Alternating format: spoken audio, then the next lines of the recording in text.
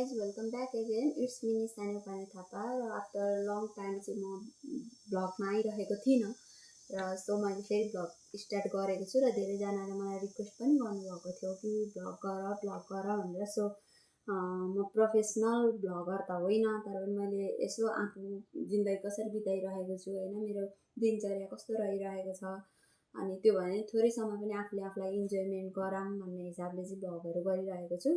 So म चाहिँ विगत 1 वर्षदेखि दक्षिण कोरिया यानि कि साउथ कोरियामा म्यान वर्करमा काम गर्न आएको छु। सो मैले चाहिँ अब हामी चाहिँ 4 जना साथीहरू नेपाली 4 जना बस्छौँ र हाम्रो चाहिँ रुटिन वाइज पालो खाना पकाउने छ।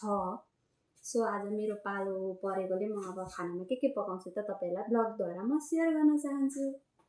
म फर्स्टमा जान्छु राइस कुकर सफा गरेर खाना पकाउँछु। तपाईहरुलाई चाहिँ लाग्यो होला यत्रो समयपछि किन भ्लग गर्न थाल्नु त फेरि भन्नु लाग्ला। त्यो एक खालको हुँदो रहेछ क्या त्यो आफूले गरिरहेको कुरा होइन, जुन कुरा गर्दा मेरो भ्युज धेरै आउँदैन, कमेन्ट आउँदैन, म केही होइन, मेरो त्यो भन्छ नि कमाउने उद्देश्य यहाँ त्यहाँ केही होइन, तर मलाई राम्रो लाग्छ कि मलाई मजा लाग्छ, म के गर्छु त भनेर हेर्दा मलाई आनन्द लाग्छ, खुसी लाग्छ। सो म चाहिँ आफै पनि आफ्नै भिडियो हेरेर पनि धेरै इन्जोय गरिरहेको हुन्छु होइन। त्यो हिसाबले चाहिँ मलाई एकदमै मनपर्छ। तपाईहरुलाई चाहिँ लाग्न सक्ला प्रोफेसनल ब्लगर जस्तो भन्ने लाग्न सक्ला, तर धेरैजनाले मलाई टिकटकमा कमेन्ट गर्नुभएको थियो क्या, पर्सनल मेसेज गर्नुभएको थियो कमेन्ट भन्दा पनि चाहिँ भए पनि जस्तो भए पनि गर राम्रै भइरहेको छ होइन। म धेरै खुसी छु, मैले 3 जना भए पनि एकदम राम्रो पाएको छु क्या। 3 जना भए पनि मलाई माया गर्ने अडियन्स होइन पाएँ, मलाई एकदम खुसी लाग्यो। र म बनाउँदैछु मसुरोको दाल। मसुरोको दाललाई मैले पहिले भिजाउन दिन्छु, त्यसपछि म गर्छु भाँडालाई सफा। हाम्रो चाहिँ टाइमै हुन्न खाना पकाएर खाएर जाने अनि यसमा फेरि तातै रहनु पर्छ। त्यो भएको कारणले चाहिँ त्यसै भाँडामै राख्छौँ। चिसो खाना खाँदा तातो खाना बेस्ट भन्ने लाग्छ। त्यही भएर भाँडामै राख्ने गरेको छ। यसमा त के भने कि भाँडा माझ्न अल्छी लाग्छ हामीलाई, त्यो अल्छी लागेको कारणले चाहिँ यिनीहरूले राखेँ भने पहिला लाग्ला, त्यो पनि हुन सक्दैन गाइस, किनभने त्यसमा चाहिँ खाना तात्तै रहन्छ कि जोडिरहेको नि। अब हामीले अहिले पकाएर त बिहान खाना पकाउन भ्याउँदैन, अनि त्यही भएर बिहानसम्म पुग्ने खाना चाहिँ हामी अहिले बेलुकै पकाउँछौँ। बेलुकै पकाएर राख्नु पर्ने हुन्छ। भोलि अहिले र बिहानलाई गरी जम्मा 2 साग खाना पकाउनु हो। 2 साग खाना पकाउनको लागि चाहिँ के हुन्छ त भन्ने कुरा चाहिँ अब तपाईँले देख्न सक्नुहुन्छ। मलाई बिल्कुल पनि अल्छी लाग्दैन कि म एक्लै इन्जोय गर्दै खाना पकाउँछु। म बिल्कुल पनि अल्छी लाग्दैन खाना पकाउने कुरोमा चाहिँ, किनभने म चाहिँ एकदम खाना पकाउने कुरोमा चाहिँ आफूलाई इन्जोय गर्छु क्या। हामीलाई चाहिँ साउले नै चामल दिन्छ, उसको चामल होइन, अनि बस्ने रुम अनि ग्यास लाइट यो सबैको चाहिँ हामीले दैनिक दिनमा 1 घन्टा एक्स्ट्रा काम गर्नुपर्ने हुन्छ क्या। त्योबाट पैसा काट्छ। यो सही हो या गलत पनि थाहा छैन, यसरी नै अब 1 वर्ष बिताइरहेको छ। अबका दिनहरू पनि बिचाइ अलिकति झिक्ने चाहिँ मलाई मेरो सासु मम्मीले सिकाउनु भएको। मैले चाहिँ चामल धोइसकेँ, चामल धोएर ठ्याक्क पानी पनि काटिसकेँ र म एकछिन यहाँ राख्छु। त्यो पहिला घरमा आउँदा यस्तै हालेर अम्ला हालेर कति पानी हाल्ने भन्ने नाप्ने कुरो थियो कि, त्यसको कारणले चाहिँ त्यो नाप्ने चलन थियो उठ्यो। त्यही भएर नाप्नु म पहिला चाहिँ हल्का साफसुफ गरिदिन्छु। यसलाई पनि सनक्क पारेर चाहिँ भात उडेर लागेको हुन्छ कि, अनि ढुङ्गा खालको हुन्छ। त्यो भएको कारणले चाहिँ एकदम पाल्न चाहन्छु।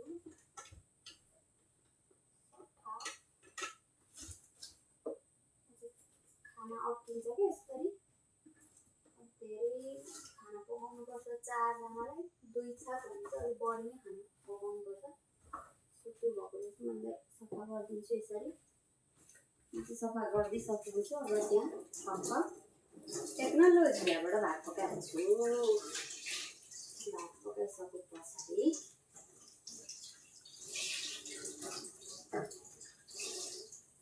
नेपालमा चाहिँ राइस कुकरको भात मिठो हुँदैन भन्ने मान्छेमा म पनि पर्थेँ कि साथीहरू। राइस कुकरको भात मिठो हुँदैन भन्नेमा म पनि पर्थेँ।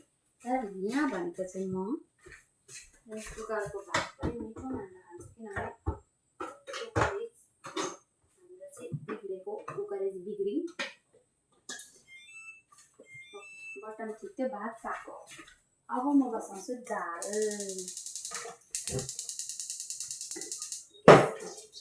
जानको चुल्हा नहुनेको ग्यासलाई, तर म बसाउँछु दाल।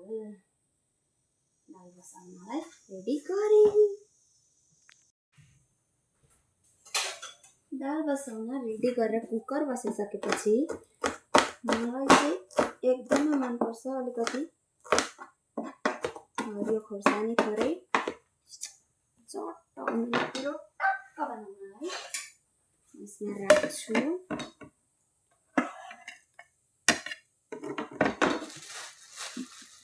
प्याज पनि काट्छु। आज चाहिँ होइन, अरू बेला नै आउँछ र पनि नआउने भन्ने कुरो हुँदैन फ्यामिलीको याद होइन। आज चाहिँ र पनि मलाई एकदमै परिवारको याद एकदमै आइरहेको छ क्या। सो त्यो भएर नै हामी चाहिँ खानाहरू पकाउँछौँ। आज मैले विशेष गरी चाहिँ मेरो छोरालाई एकदमै धेरै मिस गरेको छु। एउटा आमालाई चाहिँ होइन देखाउन सकिँदैन नि त। टाढा भएपछि कस्तो खालको सिचुएसन होला, मनमा के होला भन्न सकिँदैन। तर मनमा कति गाह्रो हुन्छ कि हामीलाई बच्चादेखि टाढा रहनु पर्दा होइन, परिवारदेखि टाढा हुनु पर्दा चाहिँ हामीलाई एकदम गाह्रो हुन्छ। अब गाह्रो भयो भन्दाखेरि कुरा आउँछ त त मात्रै भएर गएको भन्ने कुरा नि आउनसक्छ। म मात्र पक्कै होइन होला, तर म चाहिँ त्यसरी कहिले पनि फ्यामिलीदेखि त्यसरी टाढा बसेको थिइनँ क्या यसरी। सधैँ अब मैले बिहा पनि एकदमै नजिक गरेको। अब मेरो पहिलो भिडियोहरूमा पनि तपाईँहरूले हेरि नै सक्नुभयो होला।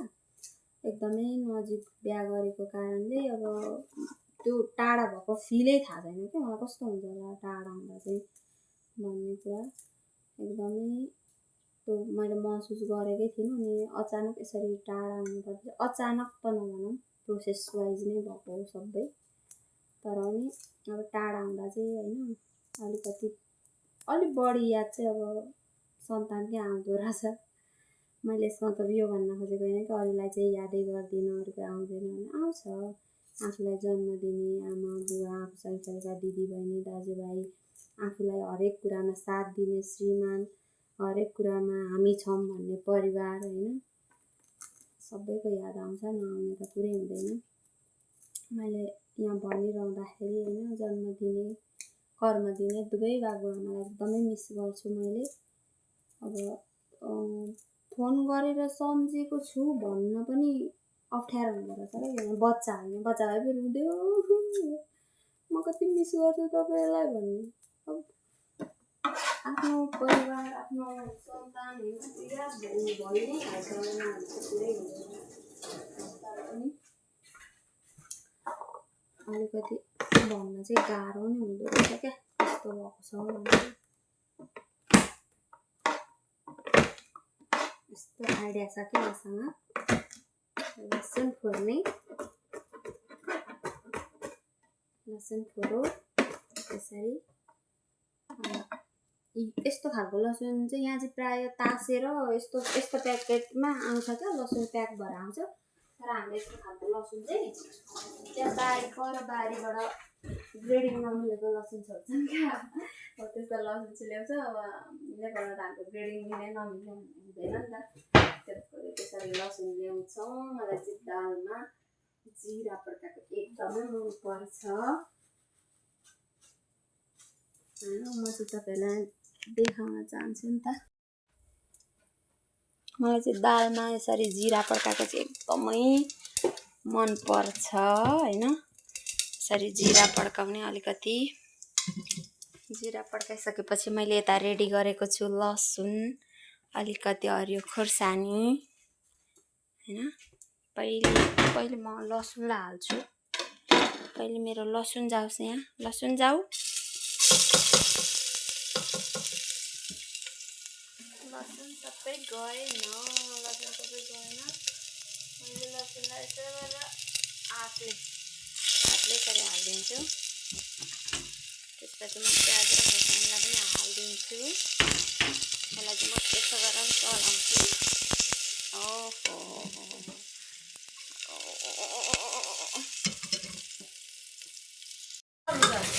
तो मैले दाललाई चाहिँ यति गरेँ। यसपछि मैले यहाँ हाल्छु पानी। सो मैले दाललाई बसाइसकेँ र यहाँ भोक लाग्यो भनेर आएकी छिन् मेरी साथी सबिना। हाम्रो आफ्नै निजी यो चाहिँ हेर्नु फर्सीको टुप्पा हैन। म यहाँ फर्सी खोज्न आएको, फर्सी छ कि छैन। म डराउँछु है यहाँ फर्सी घारीमा फेरि सर्पको बिगबिगी होला भन्ने मलाई डर लाग्छ। यहाँ फर्सी घारीमा यहाँ धान रोपेर यत्रो भइसक्यो। नेपालमा भर रोप्दै हुन्छ होला हैन। यहाँ यत्रो छ फर्सी। यहाँ अगाडि देख्नुभएको हाउसमा हामी आफै काम गर्छौँ। सो यहाँ म फर्सी खोज्दैछु। कहाँ गयो मेरो फर्सी? एउटा त देखी भेट्दिनँ। क्या हो यार फर्सी? कति डर लाग्छ फेरि। अथा चिलायो। म फर्सी खोज्न आएको मान्छे, एउटा फर्सी देख्थिनँ त। केटीहरूले कहाँ देख्थे र? यो हाम्रो फर्सी बारी हो। यहाँ काँक्रा हेर्नु न गाइज, काँक्रा यो नेपालबाट ल्याएको काँक्रा। काँक्रा र मेरन पनि छ हैन। कहाँ गयो? यस म यहाँ छु। खै हाम्रो मेरन? ल काँक्रा अनि मेरन। हौ ओके म ल्याउँछु। सो मैले टिप्छु यहाँबाट एउटा काँक्रो। मैले दाल र बसेर लड्छु होला। हेर्नु न गाइज, यो नेपालको भ्यू हो है साथीहरू, नेपालको भ्यू। सबिना उसले भ्यू ल्याएकी थिइन् नेपालदेखि। सबिनाले हामीले रोप्यौँ सबैजना भएर मिलिमिली। यहाँ खोर्सानी छ हैन, हाम्रो यहाँ खोर्सानी छ। एउटा काँक्रा टिपौँ भनेको काँक्रै भेट्दिनँ मैले। एउटा काँक्रा यहाँबाट लान्छु। अनि कति धेरै काँक्रा हेर न छेल्दिएको पत्ताले, कति धेरै काँक्रासँग घाम यस्तो लागेको छ कि टिप्दैन त। यस मेरो फोनमा भिडियो के भइरहेछ? काँक्रा टमाटर पनि छ हाम्रो चाहिँ। टमाटर सो हामी चाहिँ हैन कस्तो खालको साग टिप्छौँ भन्ने कुरा चाहिँ म तपाईँहरूलाई देखाउँछु। मलाई साथीले साग पनि लिएर आएको भनेकी छिन्, त्यो भएकोले म साग देखाउन गइरहेको छु। यस्तो खालको साग टिप्छौँ हामी चाहिँ। जस्तै यहाँ चाहिँ यसरी साग टिप्ने, यसरी नेपालमा जस्तै यसरी साग टिप्ने। यसरी यहाँ कतिवटा लैजानु। अलिकति साग त ल्याउनु त भनिन् मेरी साथीले। यस्तो मिलाएर टिप्नुपर्छ नि गाइज। यो साग मिलाएर टिप्नुपर्छ कि। फेरि अहिले साग निक्लेर यहाँ भन्न त केही भन्ने होइन, सागै खाँदा त। तर पनि सागै खाँदा त केही भन्ने त होइन, तर पनि यसरी टिप्नु पर्छ। काँक्रा, साग र काँक्रा लिएर आइसकेँ। यस मैले चाहिँ टमाटरलाई काट्नभन्दा सानो भएकोले ओखलीमा कुटेर यसलाई रेडी गरिदिन्छु। र साथीले यता रामेन रेडी गर्दैछिन्। मेरो प्यारी साथीले रामेनको पानी उम्लिँदैछ। सो अचारको लागि चाहिँ मैले सबै थोक रेडी गरेँ। म हाल्छु तेल, अलि बढी हाल्नुपर्छ किनभने मैले काँक्रा पनि हाल्न छ नि त। अनि मैले यता काटेर यति प्याज र खोर्सानी रेडी गरेँ। त्यसपछि लसुन यसरी कुटिदिएँ, टमाटरलाई, अल टाइम फेभरेट जिरा, ओ धेर परो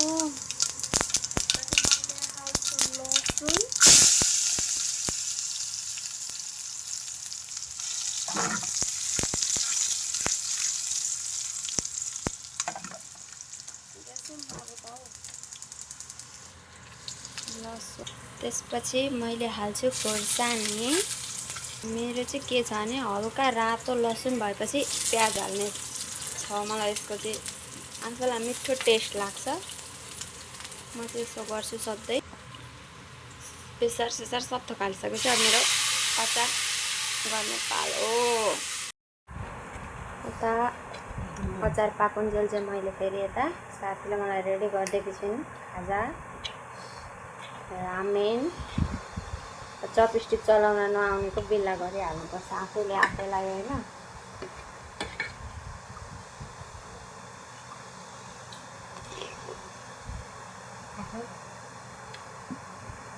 ठिक छ, चलाउन चाहिँ आउँदैन होइन।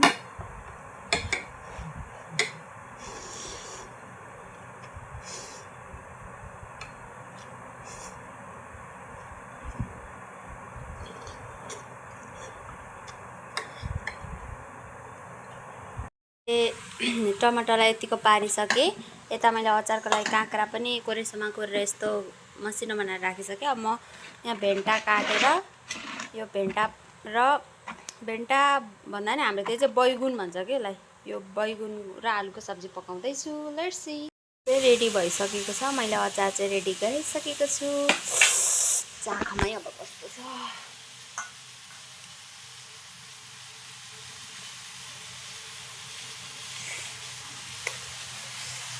मेरो हातलाई त नि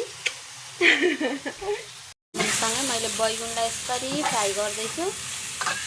बैगुनलाई चट्ट यसरी फ्राई, पहिला म चाहिँ यसरी फ्राई गर्छु अनि पछि आलु पछि लगाउँछु। यता मैले आलु पनि रेडी गरेको छु। यो आलु चाहिँ बैगुनमा हाल्ने।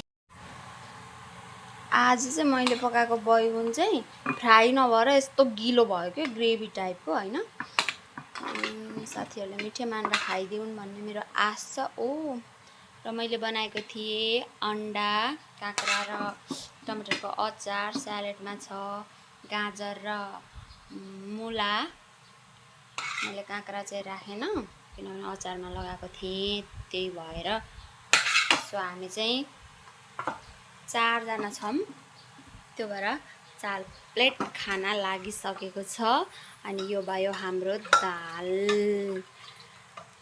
सो गाइज आजको चाहिँ मेरो चाहिँ खानाको मेनु चाहिँ तपाईँहरूले देख्न सक्नुहुन्छ यति नै थियो। सो मैले यति नै बनाउन सकेँ र तपाईँहरूलाई यस्तै यस्तै भिडियोहरू हेर्न अरू पनि मन लाग्छ भने तपाईँहरू पक्कै मलाई कमेन्टमा बताउनुहुनेछ कि मैले पकाएको चाहिँ के तपाईँहरूलाई चाहिँ के पकाइदिँदा हुन्थ्यो जस्तो लागेको छ। सो त्यो पनि भन्नुहोला। साथै अरू मनोरञ्जनात्मक भिडियो पनि म लिएर उपस्थित हुने नै छु। मेरो भिडियोलाई हेरेर सेयर, सब्सक्राइब गर्न नबिर्सनु होला, लाइक गर्न नबिर्सनु होला। साथै प्रतिक्रिया पनि दिनु होला है, त मैले कस्तो बनाएको छु। राम्रो भयो भने राम्रो भनिदिनु होला, नराम्रो भयो भने पनि नराम्रो भनिदिनु होला। म अझै यसलाई निखार्ने मौका पाउनेछु। सबैलाई बाई।